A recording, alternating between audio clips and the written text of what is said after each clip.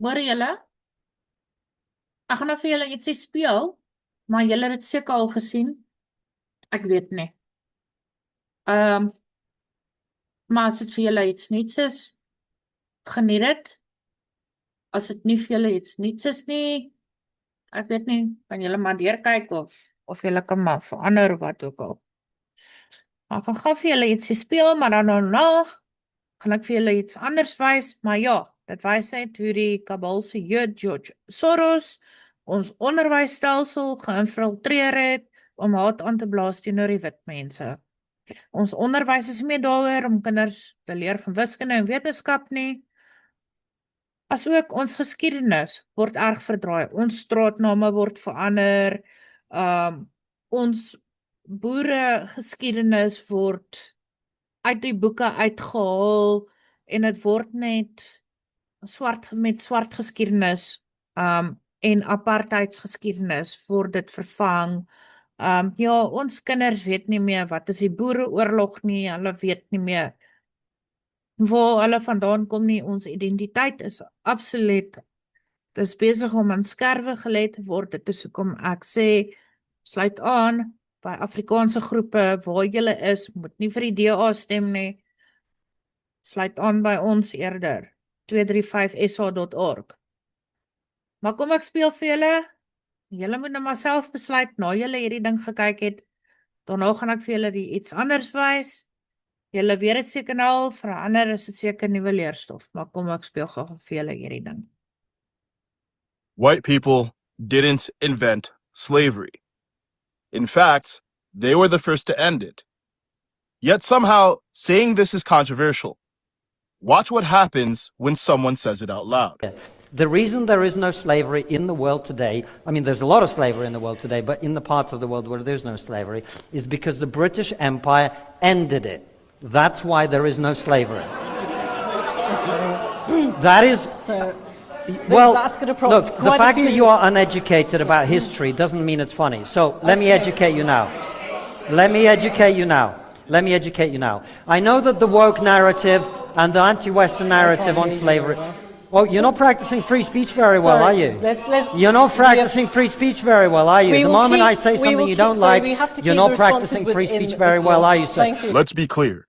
Slavery is evil, but it's an ancient human evil practiced by everyone to everyone. 4 years ago, I went to Ghana. I stood in a slave dungeon where people who looked like me sold people who looked like me to white people. But long before Europeans began the transatlantic slave trade, there was a trans-Saharan slave trade. For over 1,000 years, brown Arab slavers sold millions of black Africans across the Sahara. Then came the Barbary slave trade. In North Africa, Arab and African raiders captured and sold over 1 million white Christian Europeans. China, Korea, Japan, India, every one of them practiced slavery. Europeans did take slavery to another scale when they came to Africa.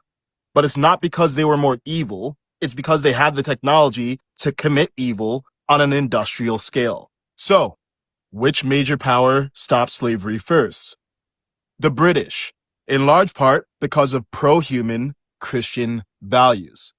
The same values America was founded on. The same values that drove white Americans to fight other white Americans to free black Americans in the Civil War. Values missing in places like Libya, where today you can buy a human being for $400. White people aren't better than anyone else, but they're also not worse. Yet, some black people are taught to hate white people, and many white people are taught to hate themselves. We keep pretending evil has a color, as if less melanin means less morality. That lie makes us ignore history and fuels racial hatred. Right now, much of that hatred is aimed at white people. But why should black or brown people care? Because hatred is a hot coal that we hold in our hand, waiting to throw at another. It burns them, but it burns us too. It turns every problem into white supremacy while defending black degeneracy. And when the pendulum swings back, white people react with hostility, and then they defend white degeneracy. The only way out of this is to stop making morality about the color of people. Because in our capacity for good and evil, we are all equals. If you're tired of lies about history, subscribe to my Substack.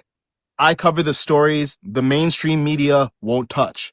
I cut through media bias and teach you how to do it too. The link is in my bio, so drop your email and get exclusive videos I can't post anywhere else. If they start requiring digital White Okay. people Okay. Ek wil ID gou-gou- to fly Oh, môre. now, and Kom ons gaan gou hier na hierdie Clemson University Digital Collection. Nou, ek hoop ek kan hierdie ding vir julle groter maak. Kom ons kyk of ek dit kan doen.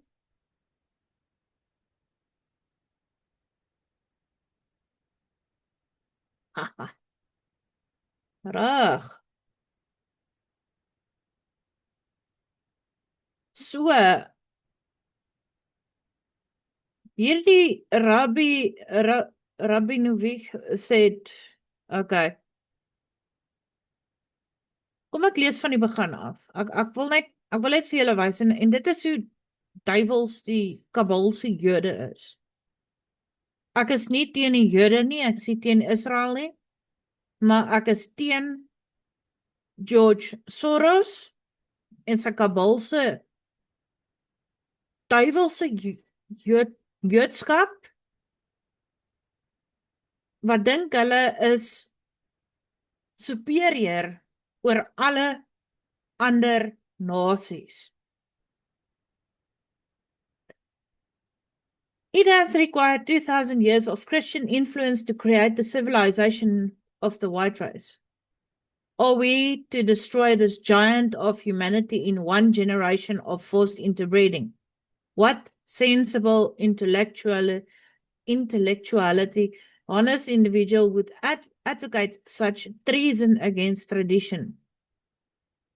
Rabbi Rabinovich said on January 12, 1952 in Budapest, Hungary, Rabbi Rabinovich addressed an important gathering of Jews from all over the world in which he prophesied the time was close at hand when every Jew would be king and every Gentile a slave. Wat sien ons vandag? Wat sien ons vandag? Ons is slawe. Ons is slawe vandag.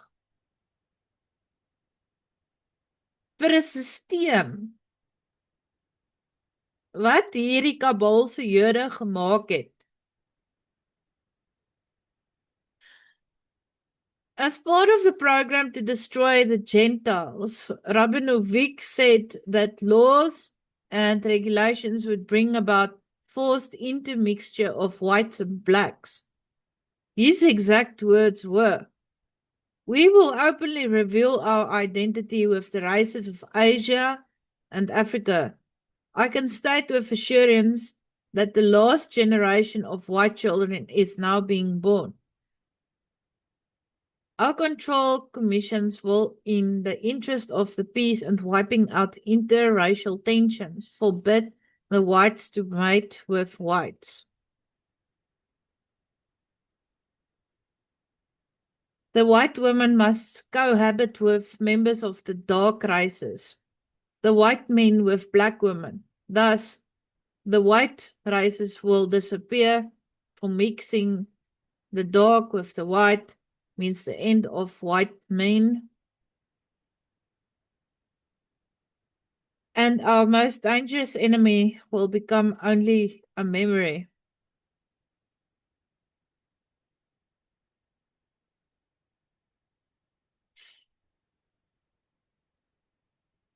So hier kan ons sien dat hulle Christendom so haat, dat hulle Christendom met wit mense assosieer.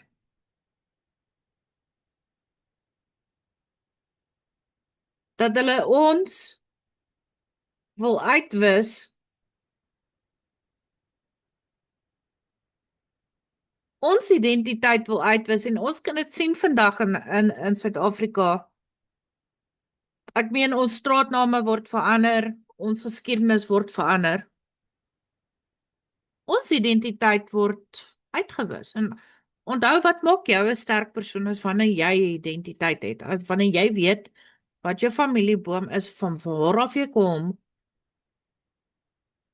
Maar as jy dit nie het nie, dan is jy baie maklik beïnvloedbaar.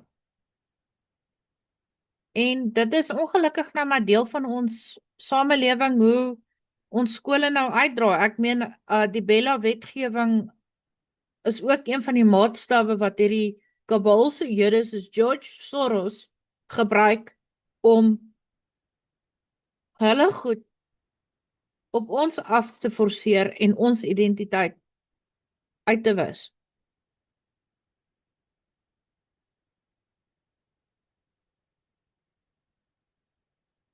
Ja, julle,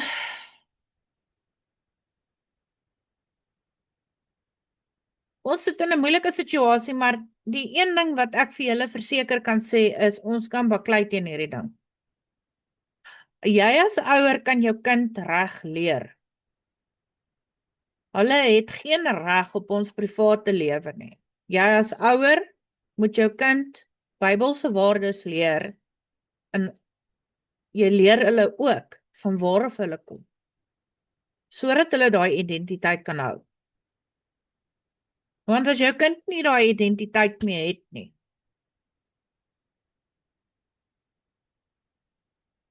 dan speel jy in die hande van hierdie kabaalse Jode.